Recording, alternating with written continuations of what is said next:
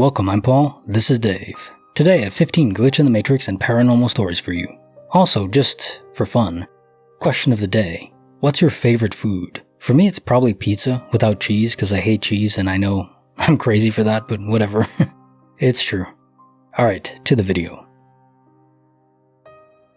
Case file number 2871, written by Graham Benoit, Between the Stars and Shadows. I used to hang out with this girl in my old neighborhood about 15 years ago when I was about 8, and she was as well. We were just lying in the grass looking up at the sky, and a very big and bright UFO was just flying around. I honestly don't think I was dreaming or even had my eyes closed. We both just stayed there, staring, and talked about it. I wasn't scared or anything, but remember I kept asking where our parents were, and hopefully they witnessed it too. Later on I found out they hadn't. Another story happened just 5 years ago. Me and 2 of my other friends were checking out an old water pumping station that had clearly been abandoned for decades. The way the building was made was it had 3 floors, except there was a ground floor and then 2 basements. The middle floor was almost completely dark, with a little room that had a very deep hole in it. There were stairs that led to the 3rd floor, but it was completely filled with water. Well, we were just walking around in the middle level when all of a sudden there were very clear and loud footsteps above us. The 3 of us stopped in our tracks and looked at each other. My one friend was convinced that it was ghosts, and I mentioned it was the police since we were trespassing after all. So I decided to say hello or something along those lines, and nothing replied back. Again, we heard these footsteps, and at that point we zoomed up the stairs and outside immediately, only to find nothing. No wind, nothing at all loose that could have fallen. I'm sure it's just a strange coincidence, but no more than a week later, this building was demolished and just filled in with gravel. You know what would be a fun date idea? Maybe not the first date, second, third date. Going out to a park or something under the stars, especially if it's a low light pollution area. Just looking up and stargazing, but then especially if you encounter a UFO while watching the stars, that'd be so cool. UFOs in love. Case file number 2872, written by Ellie Rolls 18. Headlights in the dark. This happened a little over a week ago. At around 7 p.m., we lost power due to a bad thunderstorm. As day turned into night, it was obvious the power wasn't coming back on for a while. I live in the woods and have a good view of the city. Everyone went to bed around 9:30 p.m. as there was nothing else to do. Around 11 p.m., unable to sleep due to the heat, I walked into the hallway and looked at the city lights. While most of the city was dark too, I was hopeful to see some lights come back on, as light in the city meant the power was getting fixed. While standing there, I saw car headlights move across the wall. I looked out the window, but no car was there, nor should there have been one. My driveway has an iron gate across it that only opens if someone has the gate code. Furthermore, I would have seen the car. An hour later, I went back into the hallway to see if it happened again. Around 5 minutes later, the light reappeared, but it didn't move at first. I went downstairs to get a better look, again saw nothing. The light then moved up the wall and was gone. The light looked and acted like headlights do on a moving car. The power came back on at 10 a.m. the next day, and I never saw that light again. I don't know what it was or what caused it. I also live up a hill away from the main road. I cannot see cars on the road from my house, so it wasn't anyone driving on the highway. Well, because this event happened twice, I do think it is a UFO, but it could be a home invader, potential home invader.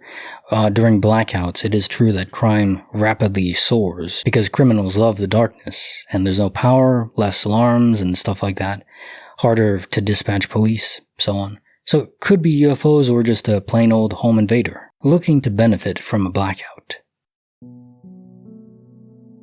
Case file number 2873, written by Kimipachi, an industrial poltergeist. In 2017, I worked at a fair as a garbage man. My job was to remove every piece of metal and wood before and after any event.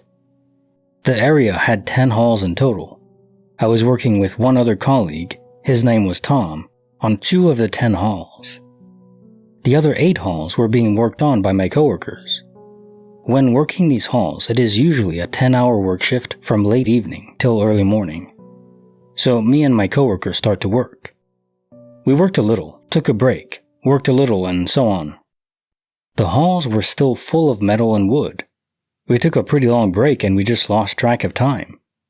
When we realized how much time had passed and how much work we still have left, we rushed back to one of the halls. Everything was cleaned up. Both halls. It wasn't me or Tom. The last time we left the halls, they were full with wood and metal. I know for a fact it wasn't any of my coworkers, and during the night there were only very few people even roaming the area in the first place.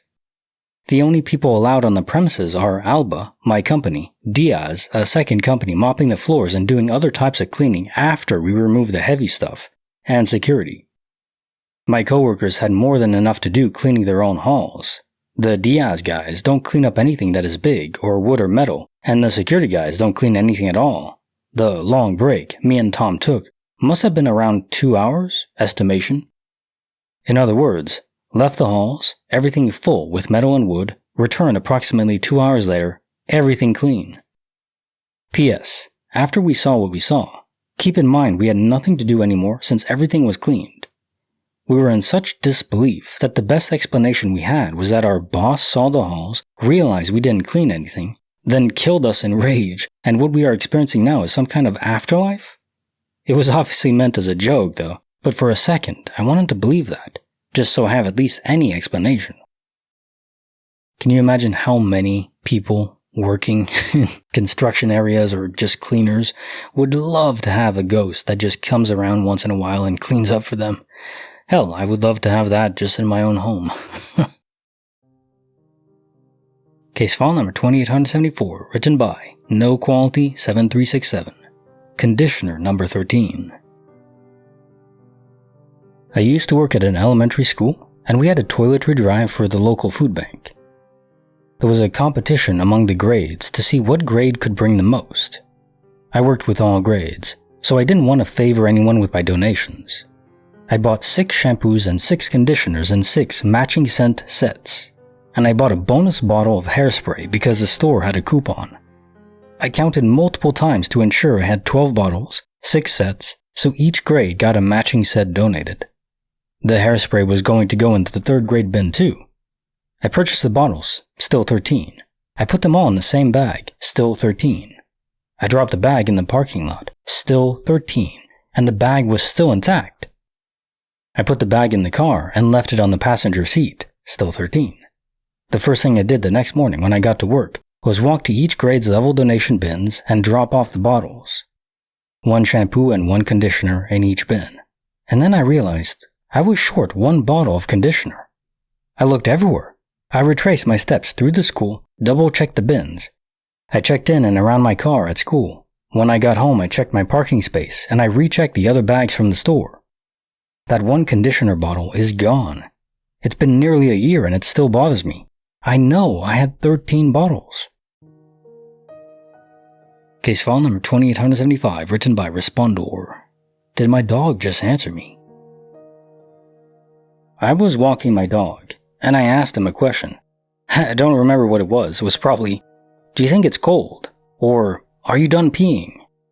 As soon as I finished saying that, I heard a high-pitched, "Yes," come from the direction of my dog. My dog is small, and when I looked at him, he was staring at me. I looked around thinking it might have been my brother, but no one was out. That "yes" was so, I don't know. My other story, this is a bit creepy. My mom and dad worked, still works, for this nice, rich couple. My mom is a house cleaner and my dad is a handyman, so they work at the people's house. Anyways, my mom took me to the people's house and they let me watch TV in their awesome basement. Anyways, when my mom was done and it was time to leave, the lady came to me with a black beanie baby toy dog. I love stuffed animals, so I accepted it with joy. A couple weeks later, it goes missing. I mean, straight up, I left it on my bed, and now it's gone. I missed it a lot. A year passes and my parents are cleaning out their closet. I asked them if they needed any help, and they said, "Oh no, there's no more boxes, but you can take out the trash." I went upstairs anyway to double check, and there was the black beanie baby dog. Well, this is a question asked by so many people. There's a movie, was it Honey, I Shrunk My Kids? Or the sequel or something, where he invents a device where you can attach to your dog like a collar and then he can speak human language. Converts the barks and woofs to human language, English. What would Ben say if I attach it? I mean, he would just say, "Feed me." So, pretty much me. Case file number 2876, written by Kevin James. A ticket to 2 timelines. This happened around 2 weeks ago, on the train back to my town from London. Memory 1.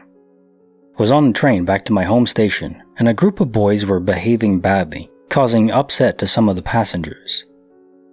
They were young boys, probably around 14 or 16, and had obviously been out in London. I told them to behave, and they started to shoot their mouths off. We then arrived at my station, and I got off. They stayed on the train, shouting at me and even throwing a piece of garbage at me through the train window. The train then departed the station, and I said to one of the station guards something like, "Did you see that? The youth of today," etc. I'm only 43, but whatever. Memory 2. I was on a train back to my home station, and a group of boys were behaving badly, causing upset to some of the passengers. I told them to behave, and they started to shoot their mouths off. We then arrived at my station, and we all got off, and a scuffle of sorts occurred. They were young boys, probably around 14 or 16, and had obviously been out in London.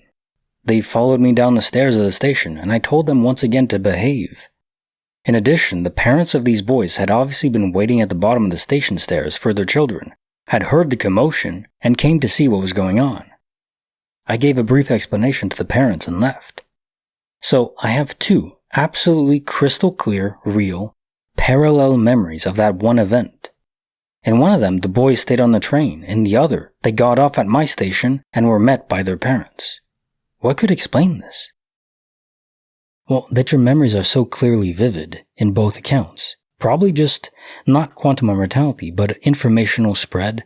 And I think to cross the membrane between the multiple universes and the multiverse ocean, the easiest thing to do that is just information.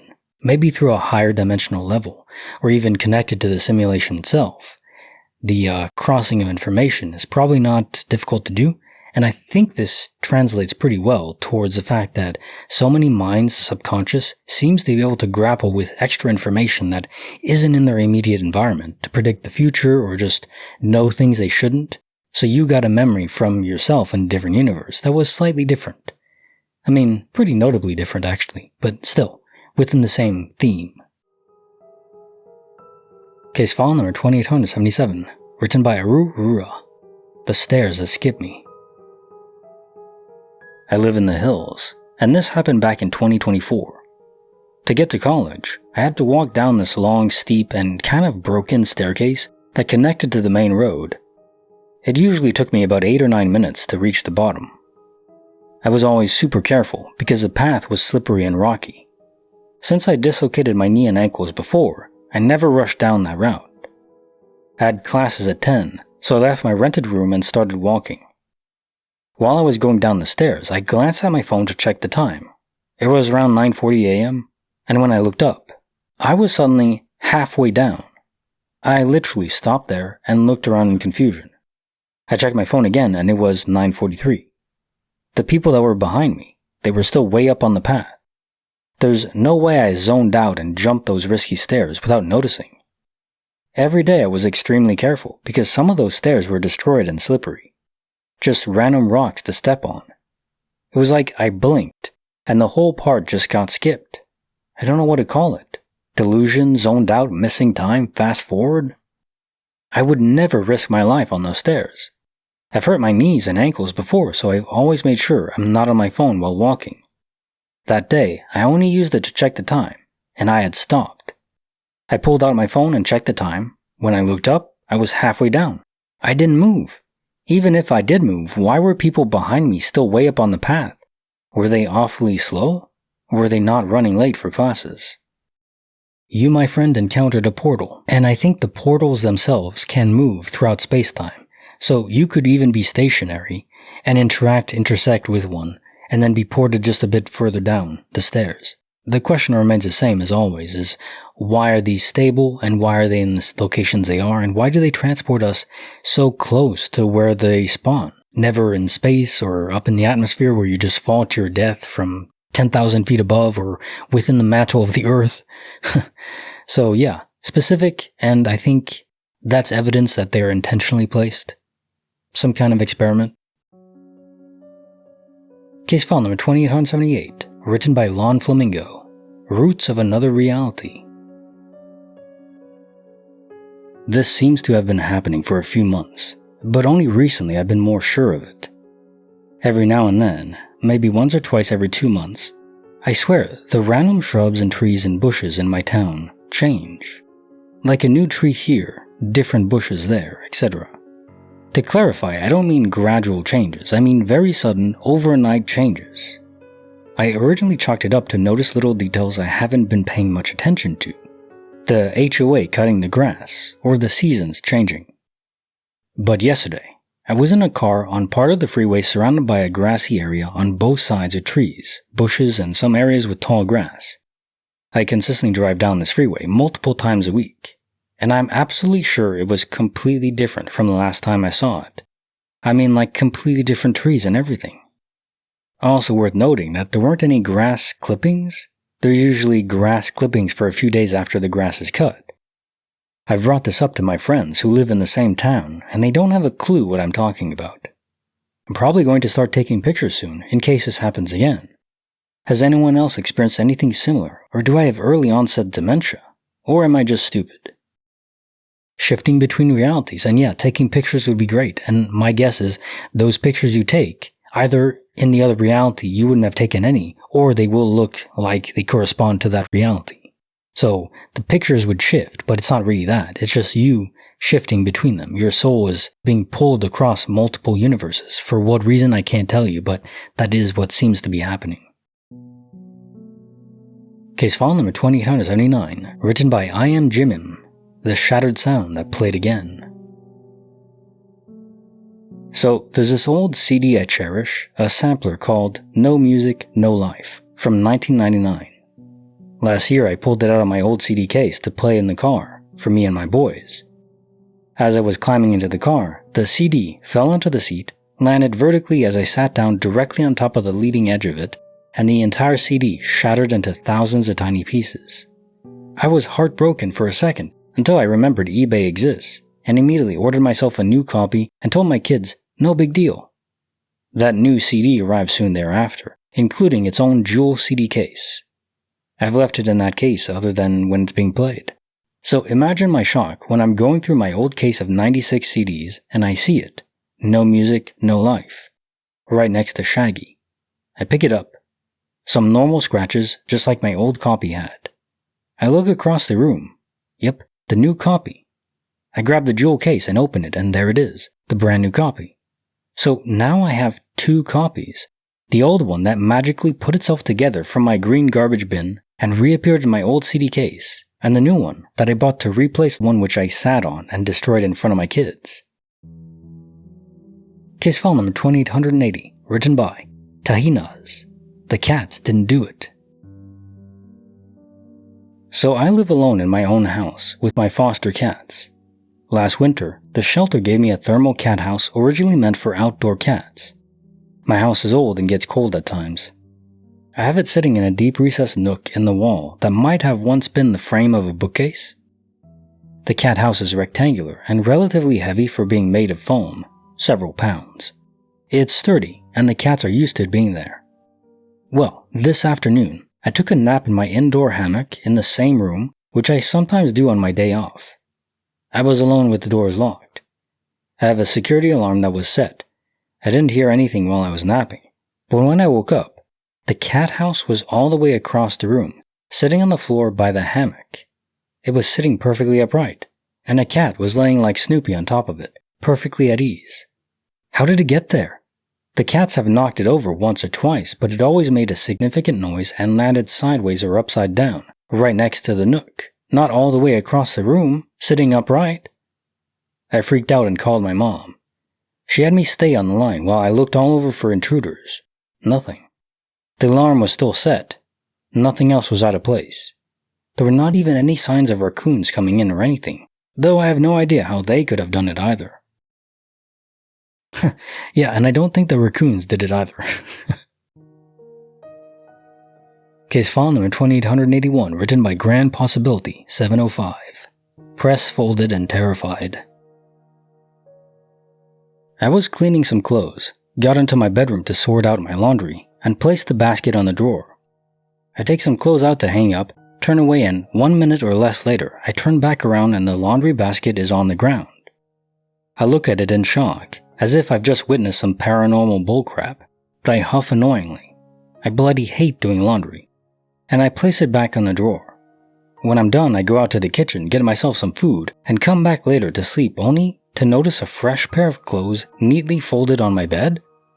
I'm in a complete shock here, like I genuinely don't know if I'm going insane, have a ghost, or if I've blacked out. I typically don't fold my clothes, not even when putting them in my drawers. They're big enough to fit all my clothes in there, and I'm the type of guy who just takes a random shirt, t-shirt, pants, socks, etc. and go about my day. 2 in the evening, find a matching outfit neatly folded on my bed? What's going on here? Oh, and I tested for carbon monoxide, nothing. I don't have money currently for a camera, and I live on the second floor of an apartment complex in a small apartment.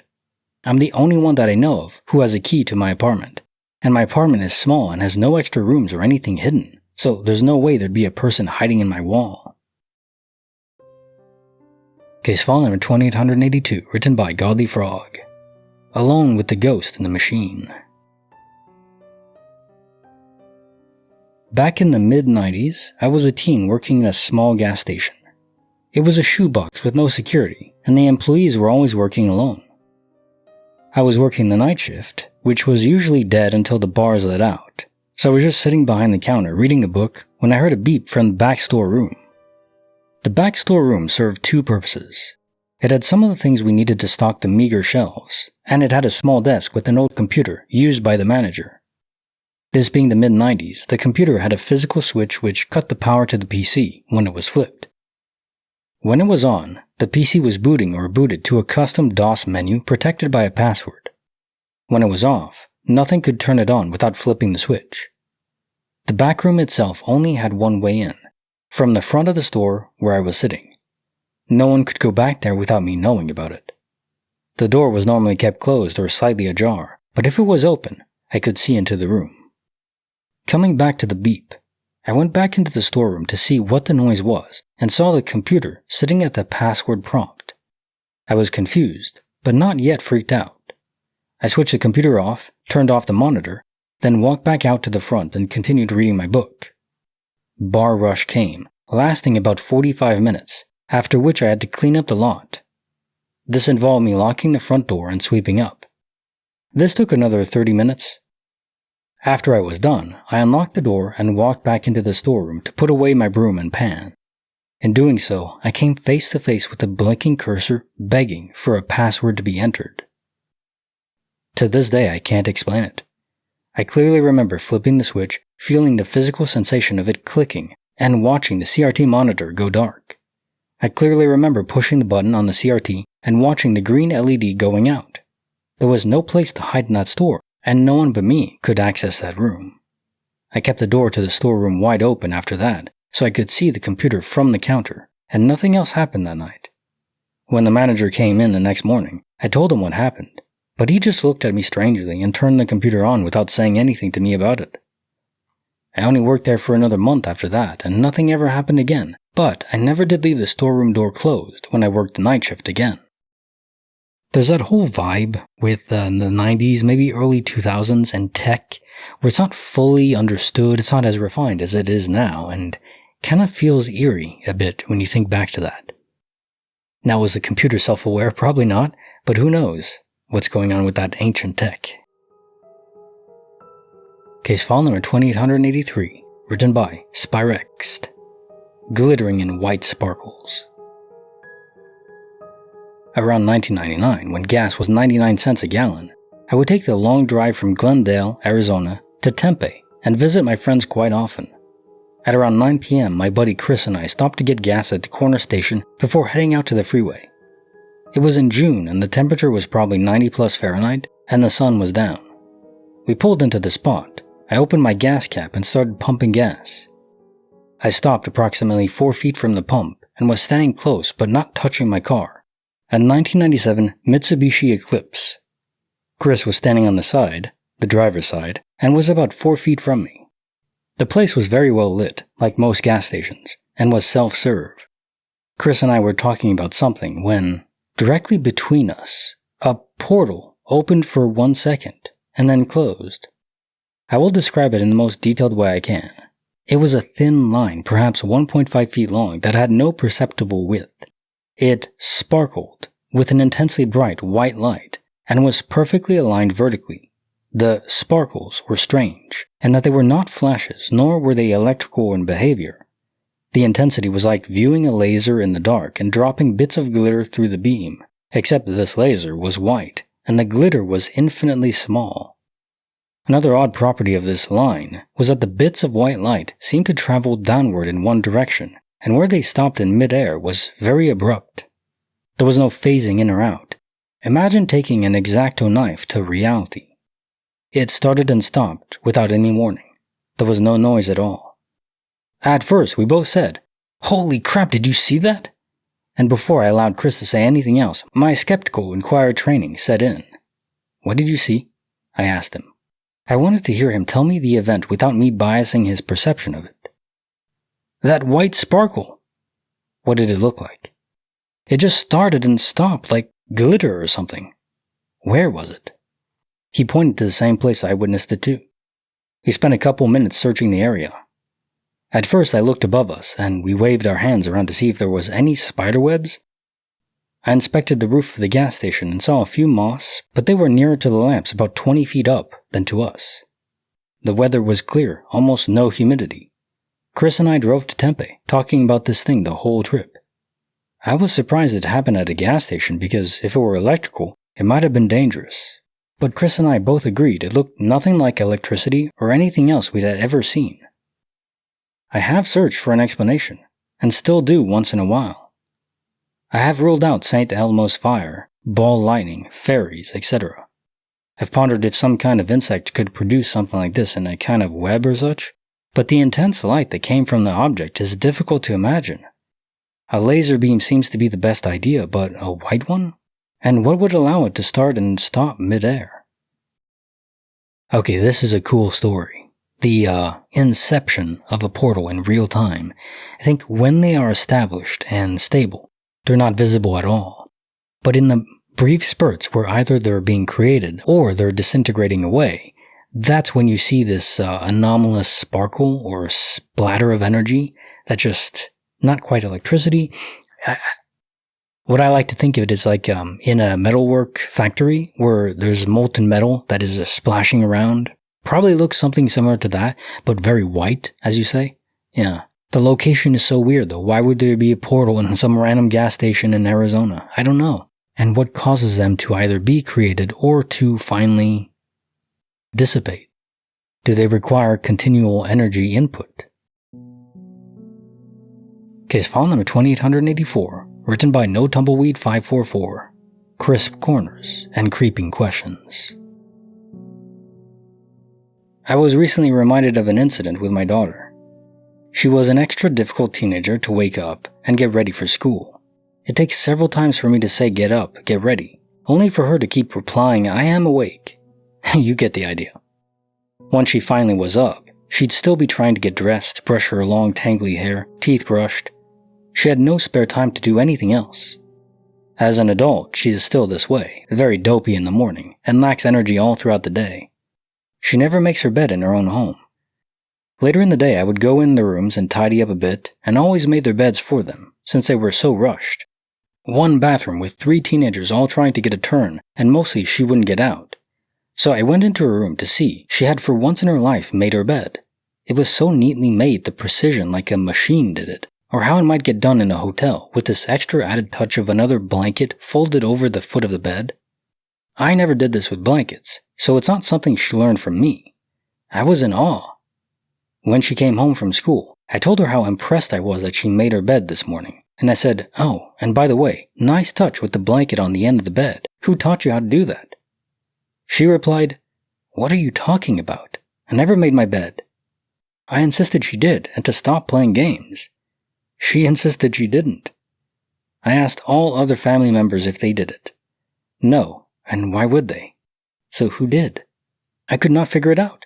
Even if I somehow did, but forgot. Like I said, I've never put folded blankets at the end of a bed, nor can I fold them neatly. This took time or was done by someone who has practice at this. Very strange. And other strange things used to happen in this house, and all incidents involved her or her father. I can't even see how she had time to do it, and play head games with me. Case file number 2885, written by Oh No Bees! The Weight of Silence. This would be my go-to ghost story, I suppose, but I still maintain that I don't believe in ghosts. I will also assert that I don't not believe in ghosts either. I'm undecided on the issue. Also, I don't think there was actually a ghost here, so this intro has been a waste of your time, it would seem. Or has it? Anyway, there I am, one dark and lonely night. I was sitting in a room in my parents' house that was essentially a double room. It is separated by a doorway in the corner of the rooms, but there is no door there, just an opening. One of my favorite places to chill in that room was in that little doorway, leaning back on my chair while on my laptop. It must have been at least midnight, and it was in the middle of the summer. The only light in the entire room was a light coming from my laptop screen as I sat in the dark, probably browsing Reddit or writing music. Leaning back in my chair, I was feeling very serene. My grandpa was quietly watching TV in the room directly underneath me, and my mom was asleep in her bedroom nearby. Having just had a relaxing day, and then knowing I had no obligations the next day, life was pretty excellent at this point. Then came the three sounds of footsteps, booming footsteps. Not footsteps really, but heavy, lunging, sprinting, pounding treads. It was sudden and without any warning, but it sounded exactly like some 300-pound person was sprinting directly at me from across the room. I'd dropped things on this floor before, jumped on this floor before, stomped on it even, and so I knew what it sounded like. The way the impacts would reverberate through the floor, and the walls, and the structure of the house. How the walls would rattle even. So if someone really heavy were to sprint across that floor in 3 large strides, I would expect to hear all of that. I heard exactly all of that, but I didn't see a single thing. When the sound came up to me, it sounded so much like someone was aggressively dashing at me. I fell right out of my chair, laptop and all. I remember even putting my hands up to protect myself. Knowing there had to be someone in the room with me, I get right the fluck up, trying to find them to face them. I switch on the light, which is right next to me. There was nothing in the room. I stood there for a minute maybe, severely creeped out, trying to discern what the actual fluck had just happened. Nothing seems to make sense, so I figured I need to go find out if my grandpa heard this. As I leave the room, I find my mom is up. She tells me she didn't hear anything, but had woken up with the start. I went downstairs to ask my grandpa if he heard it too, because he would have had to. He claims he heard nothing. So no one else in my house at the time heard the pounding sprint, but my mom had woken up right then. Still not sure what it was. Nothing of the sort ever happened again in that room, or that house, or anywhere, but I still wonder about it. Now time for the jokes of the day. My massage therapist was having the most difficult time working on my back. She asked, "On a 1 to 10 scale, how stressed are you?" I said, "Honestly, only like 0.2. She nodded and said, "That explains it. You're too tense." I told my wife that I was going to take her to the fancy new restaurant that opened up downtown tomorrow night. She's like, "That sounds great. Do you have reservations?" "No, I'm actually really excited." Just got home to find my wife has been on eBay all day. If she's still on there tomorrow, I'll lower the price. What's the original asking price going? I told my boss that we need to stop hiring people under 5 foot tall. We are constantly short-staffed. A friend of mine just got her PhD, told her to go to a restaurant, order a meal, and when the food arrives say, "That's just what the doctor ordered." another video up here, click it, and like the video and subscribe. See you next time.